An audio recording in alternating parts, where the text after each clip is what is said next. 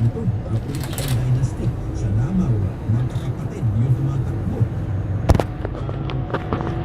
Hindi kaya maging problema ng minority Romeo na malakas ang dynastiya sa local level?